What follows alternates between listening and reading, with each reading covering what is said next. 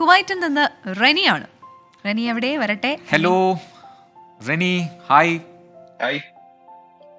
Hello ചേട്ടാ, എന്തുണ്ട് വിശേഷം? കേൾക്കാം കേൾക്കാം. ആ നല്ല വിശേഷം.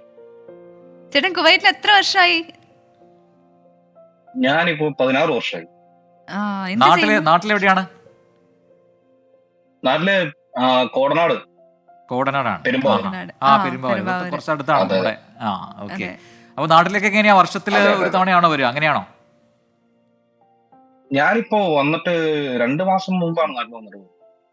ഇലക്ഷന്റെ ഒക്കെ സമയത്തോടെ ഉണ്ടായിരുന്നോ? ഇലക്ഷന്റെ ടൈമിൽ നാട്ടിലുണ്ടായിരുന്നു. ഉണ്ടായിരുന്നല്ലേ. ചേട്ടാ കുവൈറ്റിൽ പിന്നെ എന്തുണ്ട് വിശേഷം? എല്ലാരും സുഖമായിട്ടിരിക്കുന്നോ? കുവൈറ്റിൽ നല്ല ചൂടാണ്, നല്ല ചൂടാണ്. ഫാമിലി ഇപ്പൊ നാട്ടിലാണ്. കുവൈറ്റിൽ ചേട്ടൻ എന്താ ജോലിയാ ചെയ്യുന്നത്? ഞാനൊരു റെസ്റ്റോറന്റിന്റെ ഹെഡ് ഷെഫായിട്ട് വർക്ക് ചെയ്യും. ഓ നൈസ്, ഹെഡ് ഷെഫാണ്. അതെ, അപ്പൊ നമുക്ക് അതെ ഈ ഒരു ഷെഫിന്റെ അടുത്ത് നേരിട്ട് ഇങ്ങനെ സംസാരിക്കാൻ പറ്റിയതിൽ ഒരുപാട് സന്തോഷമുണ്ട് കേട്ടോ.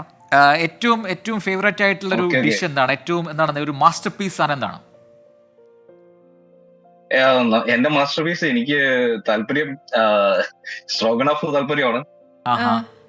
പിന്നെ ബീഫ് വെല്ലിംഗ്ടൺ ആണ് ഏറ്റവും താല്പര്യമുള്ള. അപ്പൊ ഞാനൊരു കാര്യം ചോദിക്കട്ടെ ചേട്ടാ, ചേട്ടൻ തന്നെയാണോ വീട്ടിൽ കുക്ക് ചെയ്യുന്നത്, അത് ചേച്ചിയാണോ? ഇടയ്ക്ക് ചേച്ചി ഇപ്പൊ ന്യൂസ് കാണാത്തോണ്ട് കുഴപ്പമില്ല.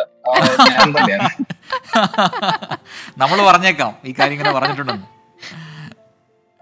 അപ്പോ എനിക്ക് പറയാനുള്ളത്, ഞങ്ങൾ ഈ പെരിയാറിന്റെ തീരത്ത് താമസിക്കുന്നു. അപ്പൊ നമുക്ക് ഈ പലരും ഈ സോഷ്യൽ മീഡിയ വഴി കമന്റ് ചെയ്യുന്നതും ബാക്കിയുള്ള കാര്യങ്ങളൊക്കെ ഭയങ്കരമായിട്ട് ബുദ്ധിമുട്ടുണ്ടാകുന്നു.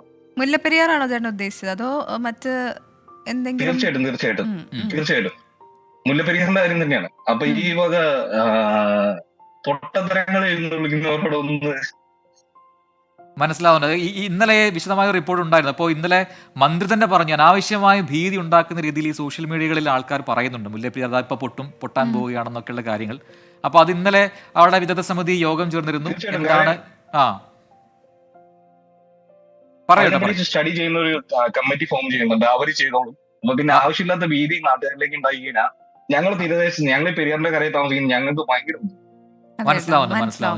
ആ ബുദ്ധിമുട്ട് എത്രത്തോളം ഉണ്ടെന്ന് മനസ്സിലാവുന്നുണ്ട്. അത് എന്തായാലും ഇത് നമ്മളിങ്ങനെ ഈ ഒരു വളരെ ഹോട്ട് ടോപ്പിക് ആയതുകൊണ്ട് തന്നെ അത് എടുത്തിടുമ്പോൾ കൂടുതൽ ആൾക്കാർ അതിനെക്കുറിച്ച് അന്വേഷിക്കുന്നു എന്നുള്ളത് തന്നെയാണ് ഇതിന് പിന്നിലുള്ള കഥയ്ക്ക് കാരണം.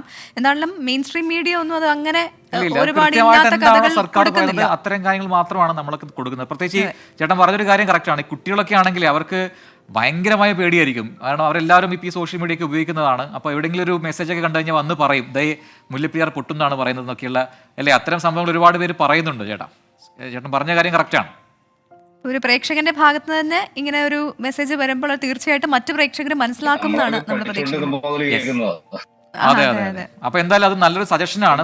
സോഷ്യൽ മീഡിയ അനാവശ്യമായ രീതിയിലുള്ള ഭീതി ഉണ്ടാക്കരുത് എന്ന് ഈ പറയുന്നത് പോലെ ഈ പെരിയാർ അല്ലെങ്കിൽ പെരുമ്പാവൂരിന്റെ അടുത്ത് നദീതീരത്ത് താമസിക്കുന്ന ഒരാൾ എന്ന നിലയിലാണ് ഇപ്പോൾ റെനി പറഞ്ഞത്. അത്തരം ആൾക്കാർ അത് ദയവായി പിൻവാങ്ങണം എന്ന ഒരു അഭ്യർത്ഥനയാണ് അദ്ദേഹം നടത്തിയത്. Thank you so much Reni ചേട്ടാ വിളിച്ചതിന്. അപ്പോൾ തുടർന്ന് നമ്മുടെ 24 കാണുക, വേണ്ട പിന്തുണ നൽകുക. Thank you so much.